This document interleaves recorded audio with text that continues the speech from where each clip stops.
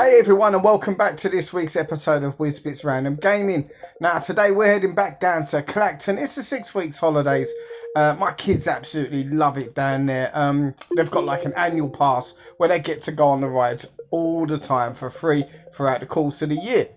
So with that in mind, Clacton CEX had to be visited. Now we're also going to take a quick look at the cash exchange, but I'm not going to film in there today.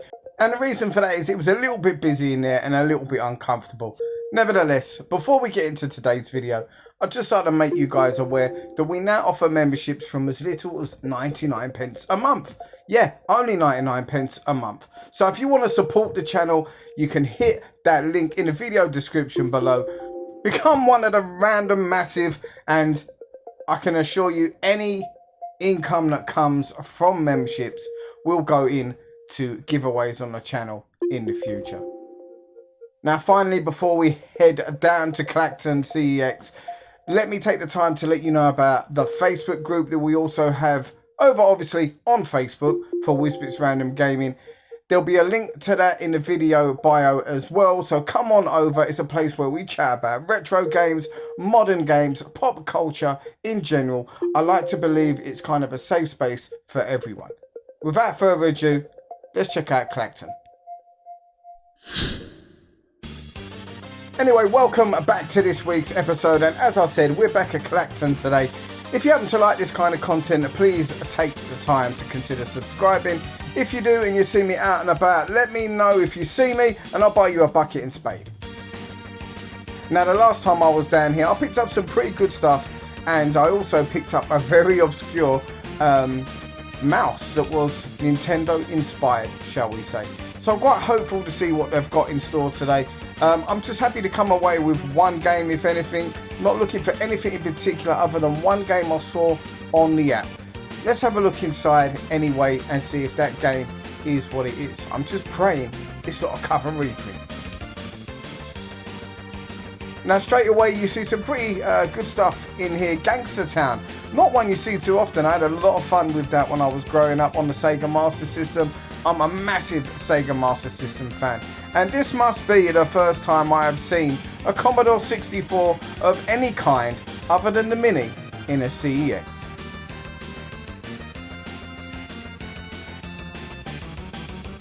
Now there's a really nice copy of Donkey Kong there on the Game Boy.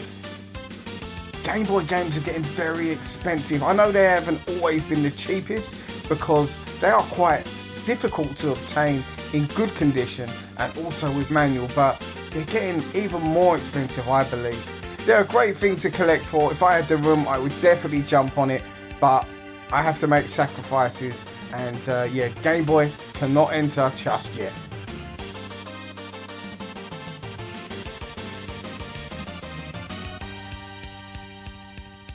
Now you know something, Cyberpunk is a game I don't have in my collection on any system.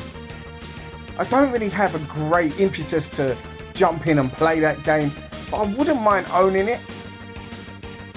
Now I'm certain the PlayStation 5 would be the best version to pick up, but I'm sure a lot of you guys out there have got Cyberpunk, so let me know in the comments please. What is the version that I should be picking up? I can get it on any of the systems that it's available on, but I'd love to hear your opinions. Anyway, we hit straight onto the Nintendo Switch section, and it's pretty generic, to be quite honest with you. There's some good stuff here, don't get me wrong. I really like the look of this cardboard that you've got here, and also the Double Dragon collection, but to be honest, at £42, I don't think that's a game that I would get that kind of money's worth out of. I definitely wouldn't mind it in my collection. I'm a huge Double Dragon fan, but I would prefer to pay a little bit less than what they're asking. £42, a little bit overpriced in my opinion. Let me know what you think. Is that a good price for that game? Does it go for more in your average independent shop? I'd love to know, because personally I haven't really seen it much. So it's very difficult for me to gauge if that is a good price or not.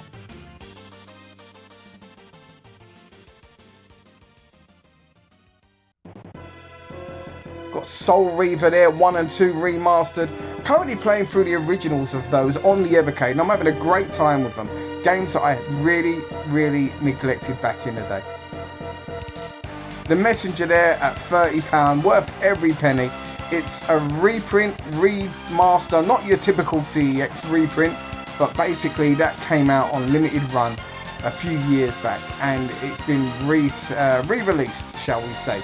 And it's a brilliant game, absolutely fantastic. If you like your modern retro, you need to own the Messenger. Now's the time to pick it up, because that is the price that it's going to be staying, £25 to £30 from what I've seen it, and it's worth every penny.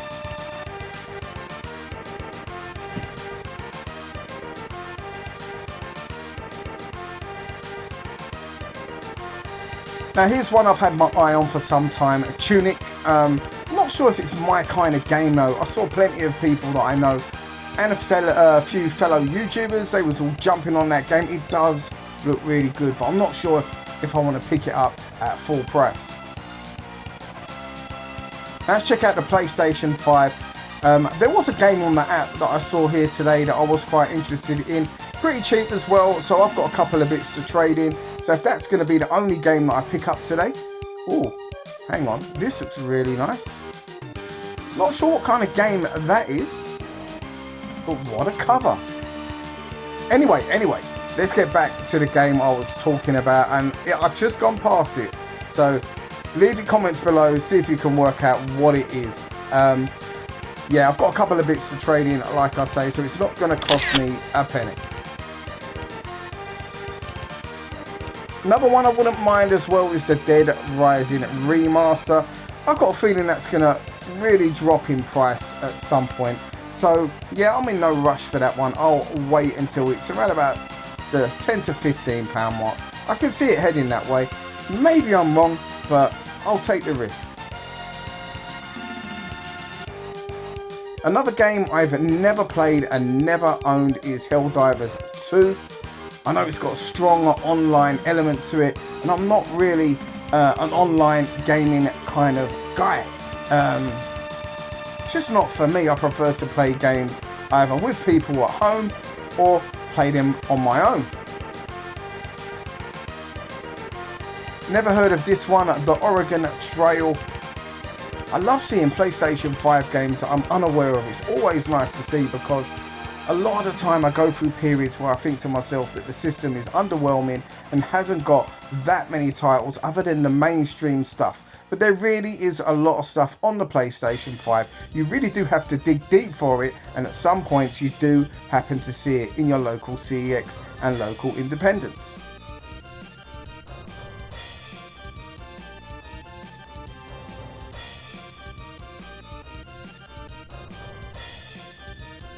Now over on the PlayStation 2, I always say I'm done with the PlayStation 2, bar a few select titles, but I keep finding games to bring home.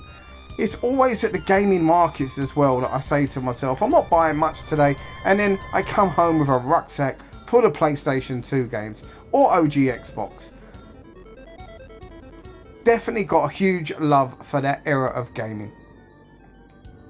Now here's a game, Masters of the Universe. I was only talking about this with my friend Holly from the Random Retro podcast, cheap plug there, the other day, and we both agreed the artwork was fantastic. It's a shame the game doesn't live up to that, but it's probably the only He-Man game out there, apart from, I believe, an Atari game and a Game Boy game. No, I'm not including the micro 8-bit games from back in the day on your Amstrads and your Spectrums and C64s. I don't believe they're relevant to that kind of conversation. And they were crap anyway.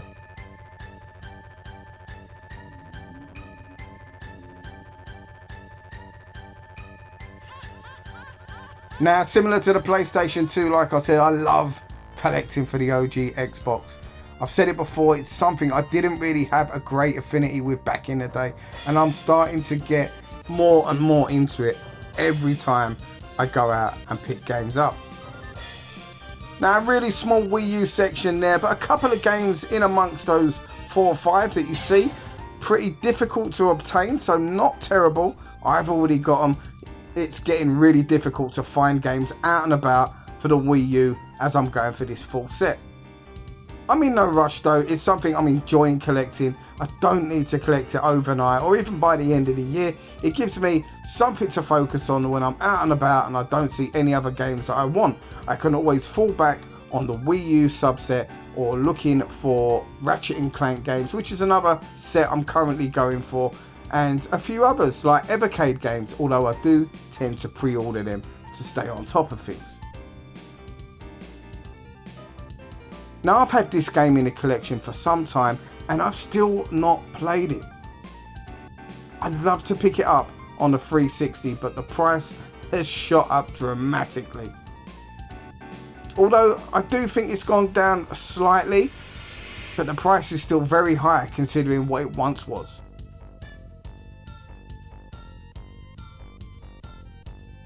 Now over on the 360, not a great deal to write home about here today. I had a couple of regrets last time I was in this shop. There was a couple of Gundam Warrior games and I wasn't sure what to make of them. Now I was talking to a friend of mine, the Retro Chef. Shout out to the Retro Chef or the SWAT Shop gang. I'll leave a link to his channel in the video description below. He is a massive Gundam fan and he told me I was stupid to have left them behind. So yeah, I was having a scout around and it looks like someone has quite clearly beat me to it. You live and you learn.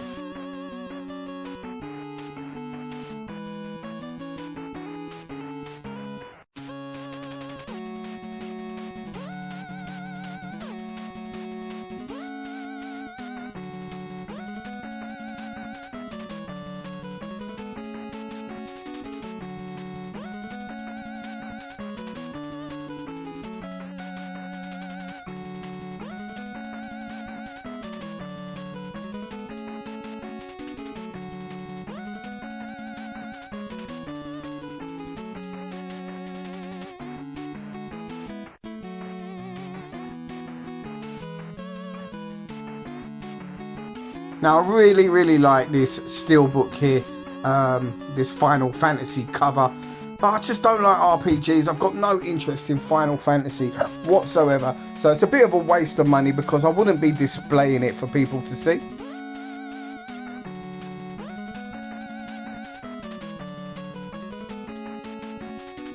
Now the PS3 section, bit of a write-off to be honest with you. Nothing personally I want, but there's some good titles in here nevertheless. You could definitely come in here and pick up some good games if you was just starting your PS3 collection. You've got to pick up the Take That one. What sort of gamer doesn't have that in their collection, eh?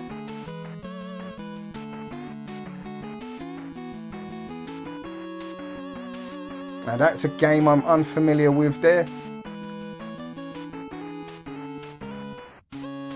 Now I don't really film too much 3DS and DS stuff, but they really had this stuff positioned out quite nicely, so I thought why not? I've had a few people ask me to do so as well. And also when I saw this mullet on Messi in Pro Evo 2011, I had to pick up some footage.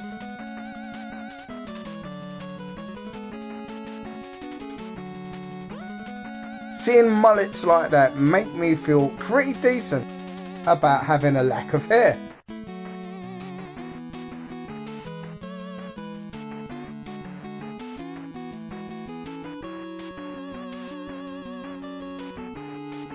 Now I was down here with the kids today and my boy plays the Xbox primarily in his bedroom at the moment. So we always together, he always wants to pick something up on this system. So he's having a look, he's currently quite interested in Halo. So we're going to be looking at some of the Halo titles today. We've got a few at home, but there's definitely a few I've missed and he wants to capitalise on that and use my collecting addiction to pick up games for himself. Smart lad.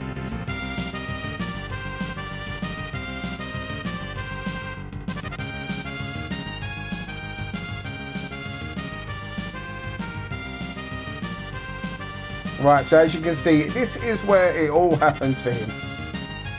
Let's see what we pick up anyway.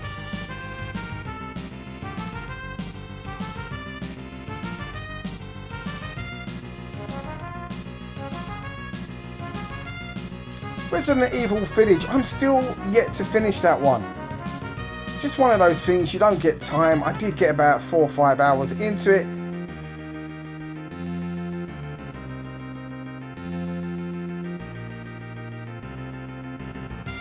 Now that's one you don't see too often out and about. Don't think it's my kind of game though, but yeah, definitely something to consider picking up today. Now look at that, that has shot up in price.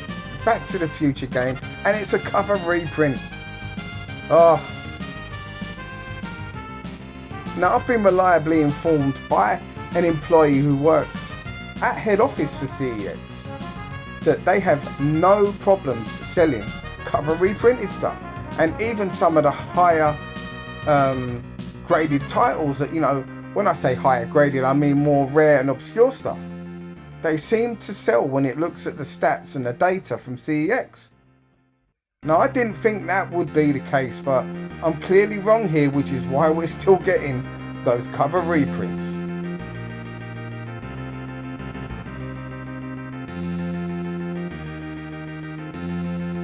Now let's head on over to the window and see what we've got in here.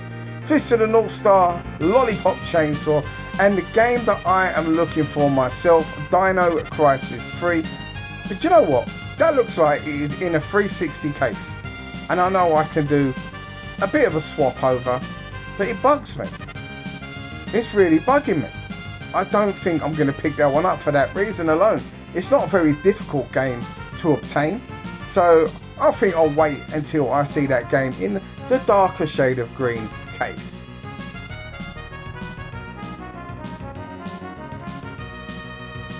Really clean, this GameCube here, this white one. Really like the look of that.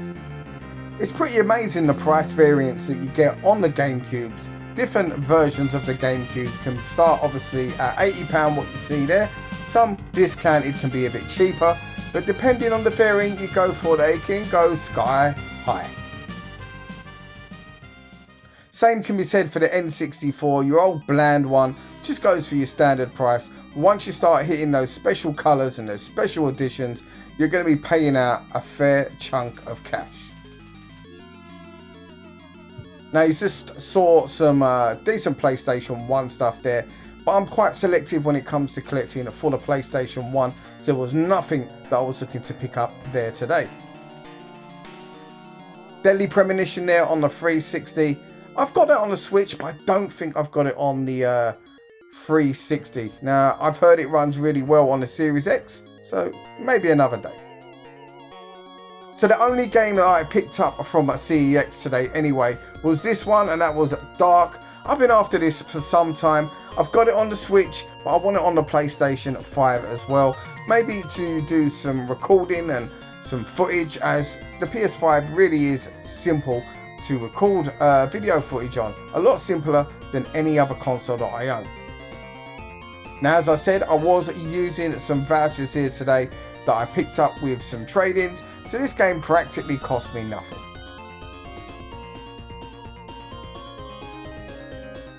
Now, we also picked up this obscure Trigger Man PlayStation 2 game. I've heard terrible things about this game. I've seen terrible videos about this game. It didn't stop me picking it up.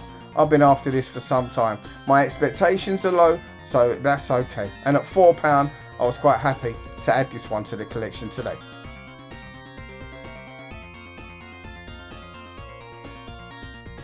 Right, so as I said, my son was after a Halo game today, and we popped on over to the cash exchange and we picked this one up for £4. This one probably the best value out of the titles that I currently don't own, because it's got like 4 different Halo games on it, which should give him a good base to get into the entire franchise. Anyway guys, that was Clacton CEX. Once again, I quite like it down here. I pop down here every now and then with the kids, so it's always good for me to shoot off, hit these two shops. You've got the CEX, you've got the cash exchange. Kids can go spend my money elsewhere, while I'm trying desperately to spend any vouchers that I've obtained whilst they're bankrupting me. Anyway guys, thanks once again for watching. If you happen to like this content, please take the time to consider subscribing to the channel. It's much appreciated and you're helping us out so much. Until the next time, I'll see you guys on the next video. Take care for now.